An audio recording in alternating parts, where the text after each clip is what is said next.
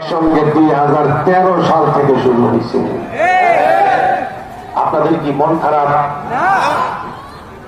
আলেমদের একসঙ্গে দুর্বার আন্দোলন, ইমানের হেফাজতের জন্য, ইসলাম বিরোধী কর্মকাণ্ডের দমনের জন্য দুর্বার আন্দোলন শুরু হয়েছিল। শাহবাগী নাস্তিকদেরকে খতম করবার উদ্দেশ্যে শাপলা চত্বরের মাধ্যমে আমাদের প্রথম অস্তিত্ব আর ইমানি শক্তির জানান আমরা দিয়েছিলাম।